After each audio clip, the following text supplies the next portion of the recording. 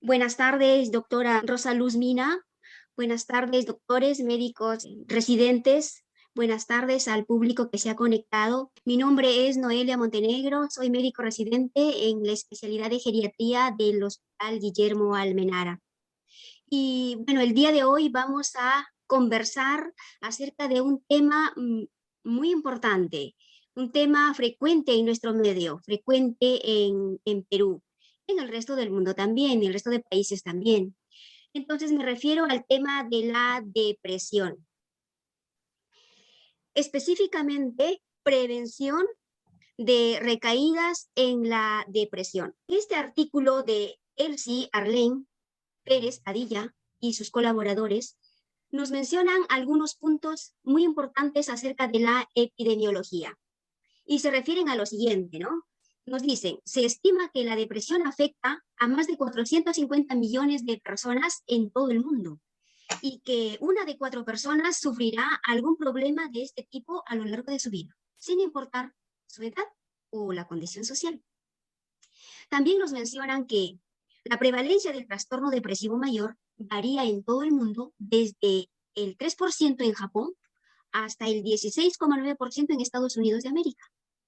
Para los demás países, el trastorno depresivo tiene una prevalencia que va desde 8 a 12%. Ahí está nuestro Perú.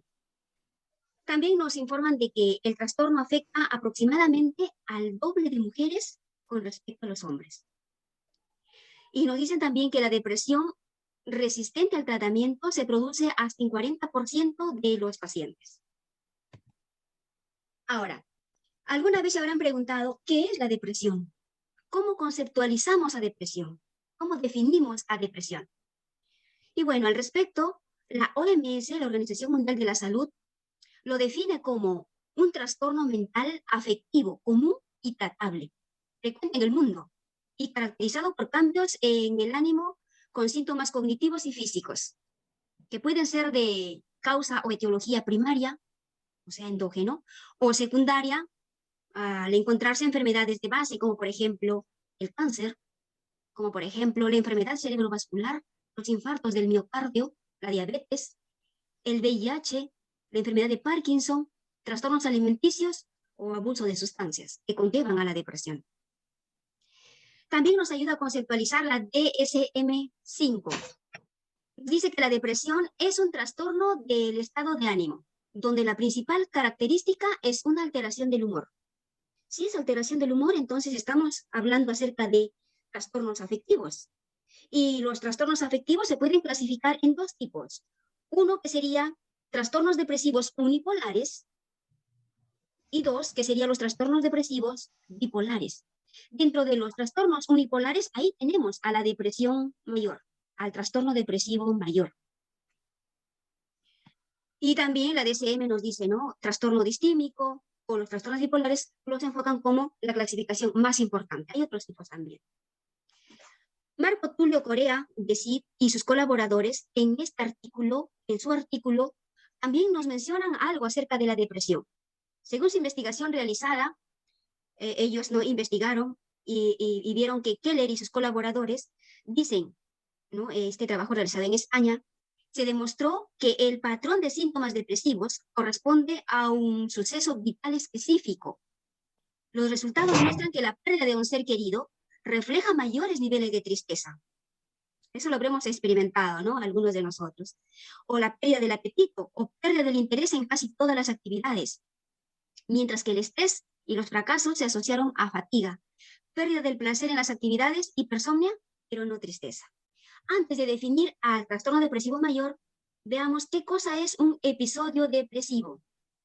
Y bueno, en un trabajo de investigación que lo llevaron a cabo en España, nos dicen que se refieren a episodio depresivo al primero que presenta el paciente.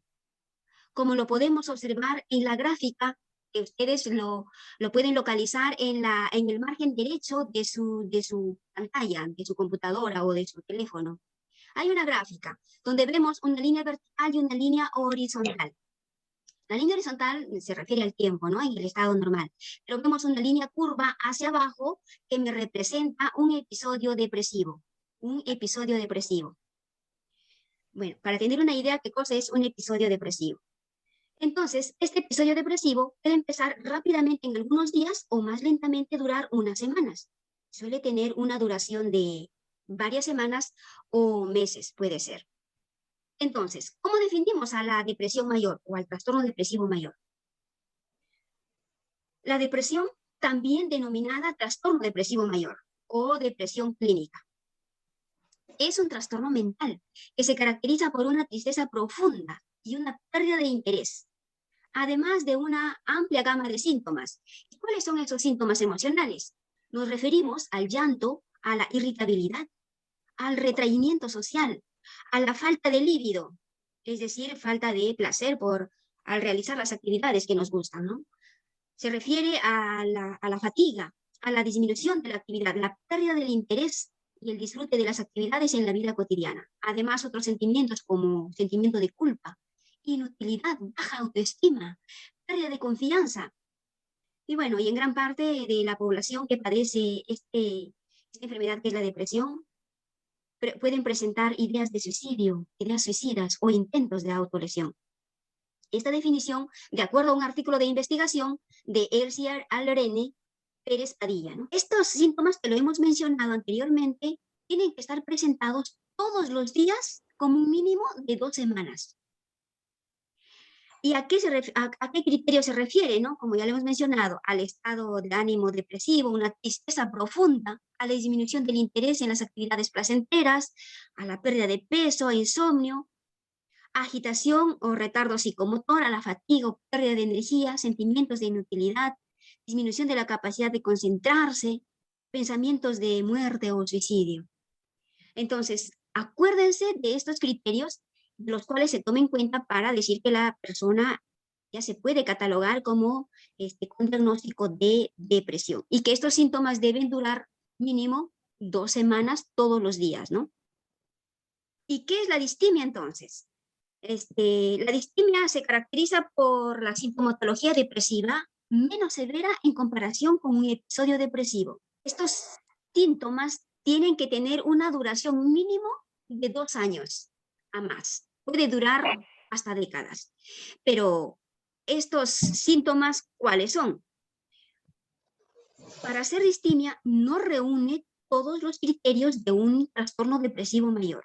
Y la gráfica localizada en la parte inferior nos ayuda a fijar este conocimiento, ¿no?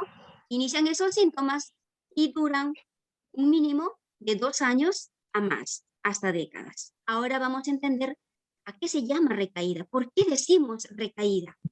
Si observan ustedes la gráfica que se localiza en el margen derecho, ¿cierto? De la línea horizontal hacia abajo, en la primera línea curva, nos indica un episodio depresivo, ¿cierto? Luego de este episodio depresivo, el paciente puede cursar sin síntomas y luego vuelve a presentar estos síntomas. Y de acuerdo al artículo de investigación del autor de Edward Eichhardt y colaboradores, nos definen, pues, qué cosa es la recaída. Y nos dicen que es un trastorno de los síntomas, perdón, un retorno de los síntomas, a causa de los cuales el individuo se encuentra de nuevo cumpliendo el diagnóstico completo de trastorno depresivo mayor. ¿Y a qué se refiere cuando dice remisión? En este artículo definen a la remisión, dice, ¿no? La remisión es definida como un periodo en el que no se reúnen todos los criterios para el trastorno depresivo mayor, pero hay algunos síntomas significativos. Y se llama remisión parcial, o a las experiencias individuales indican no más que síntomas mínimos para un periodo de tiempo especificado, es decir, se refieren a la remisión completa. Ahora, pero ¿existen predictores de la recaída?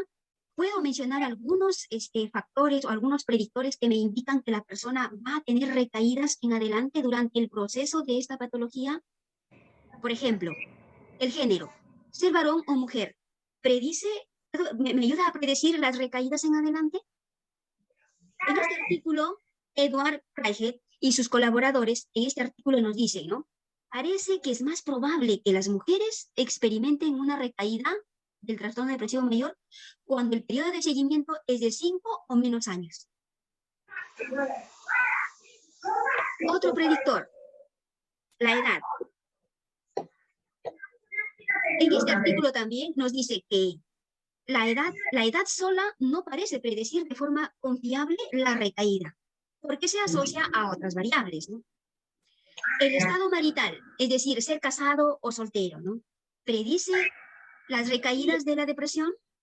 ¿Qué nos dice en este artículo? Parece que cuando se compara a aquellos que están casados o divorciados con individuos que nunca han estado casados, estos últimos tienen una mayor probabilidad de sufrir una recurrencia del trastorno. Otros predictores, por ejemplo, factores de riesgo familiar.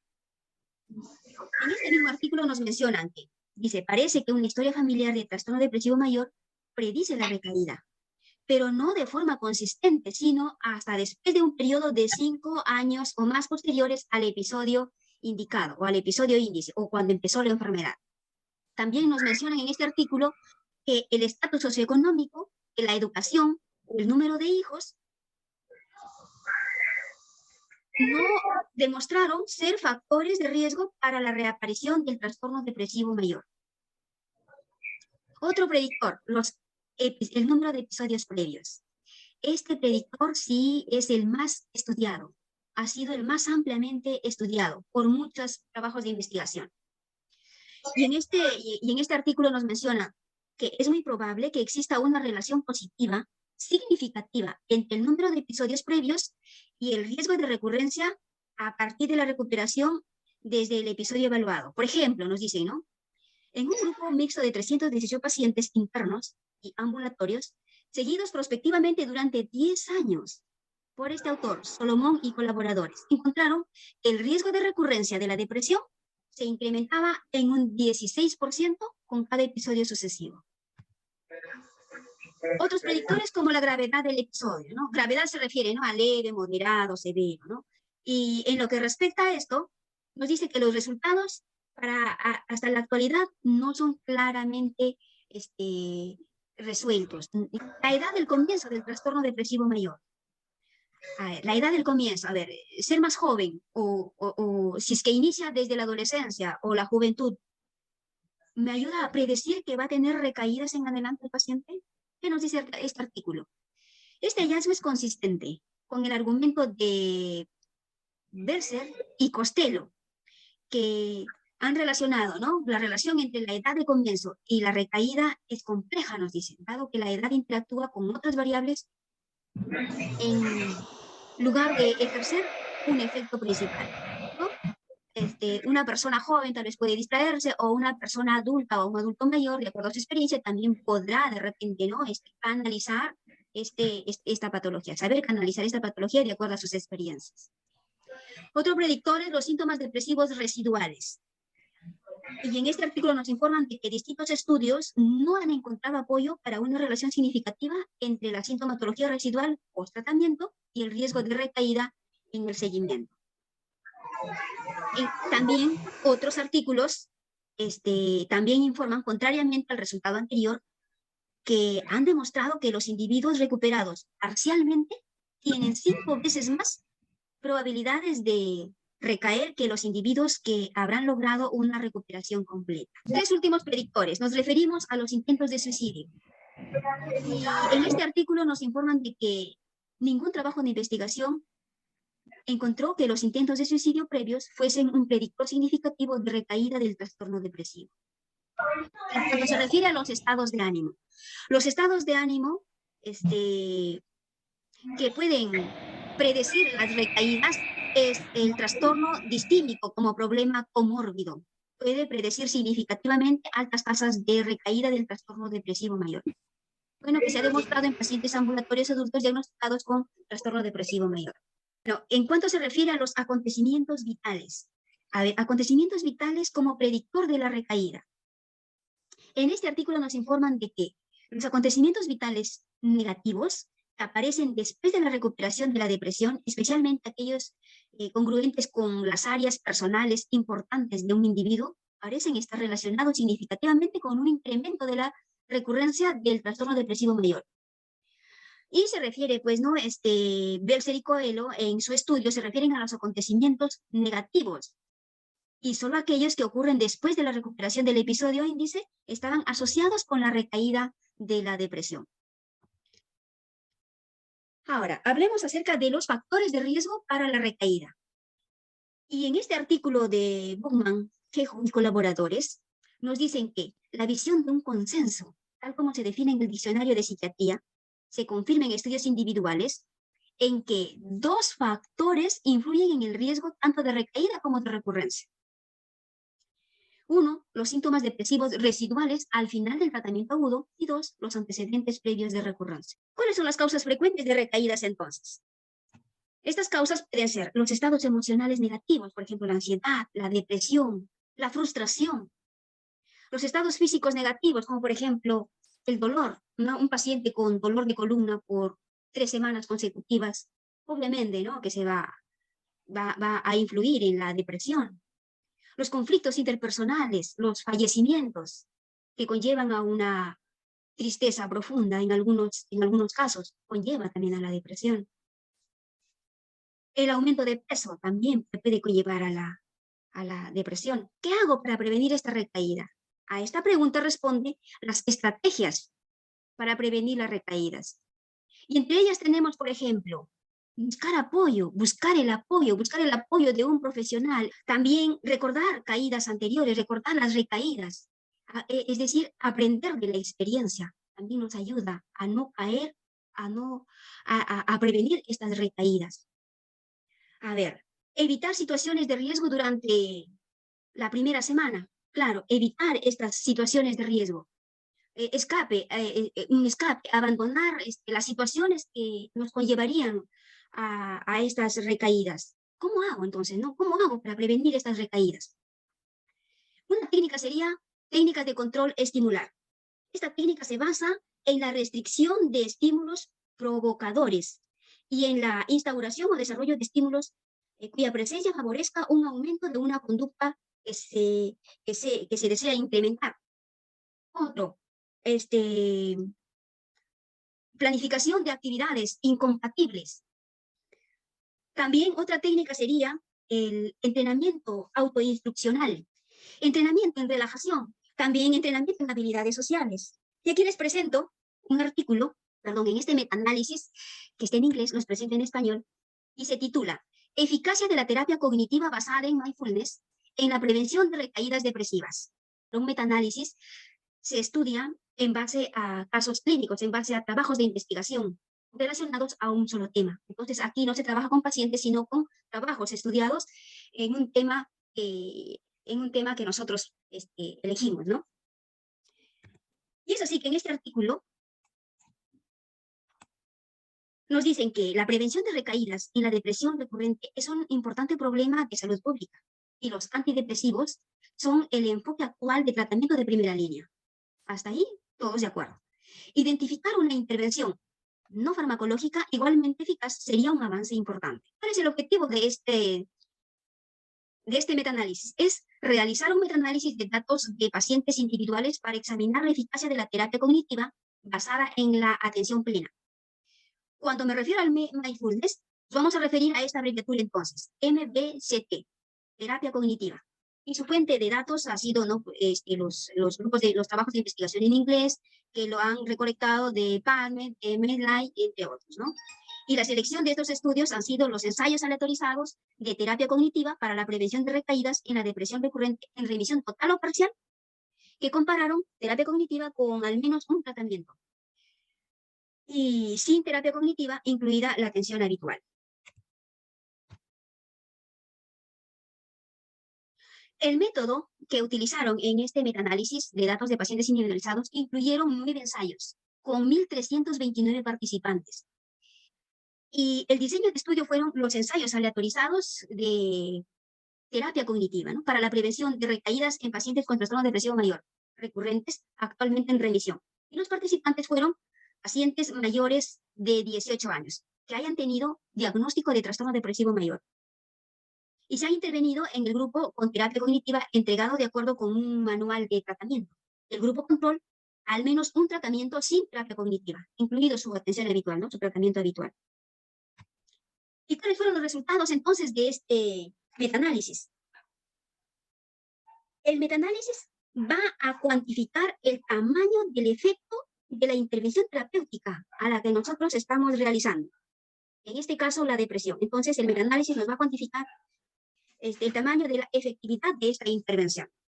Y es así que la gran pregunta que se plantearon aquí fue entonces, ¿la terapia cognitiva reduce la recaída depresiva en comparación con las condiciones de control, es decir, en comparación con otros tratamientos? Fue la gran pregunta que se realizaron aquí en este metaanálisis. Bueno, para los que no conocemos los metaanálisis, aquí en este trabajo de investigación se utilizan gráficos, gráficos aquí que puede ser, ¿no? En el que observamos aquí en la diapositiva el forest plot, que en español significa diagrama de bosque. Bueno, en este diagrama se representan los datos estadísticos del metaanálisis.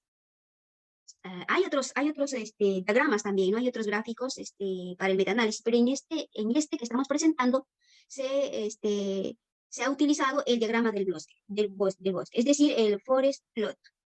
Y bueno, un poquito para recordarles, yo sé que los profesionales lo conocen este gráfico, pero para los que, repito, no conocemos alguna vez, de manera breve.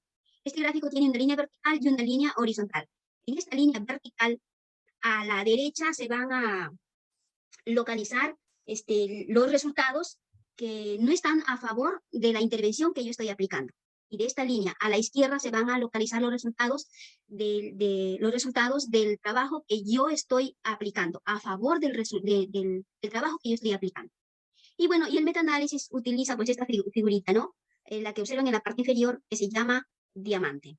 Este diamante. Bueno, entonces, y nos dice, nos informa este metaanálisis en este gráfico, nos informa lo siguiente, ¿no? Aquí lo que ha hecho es en este gráfico, va a comparar la terapia cognitiva, va a comparar el riesgo de recaída de la depresión en los participantes que recibieron terapia cognitiva con los participantes que no recibieron terapia cognitiva. Entonces, aquí en este gráfico se ha comparado dos grupos, ¿no? Participantes que recibieron terapia cognitiva con participantes que no recibieron terapia cognitiva.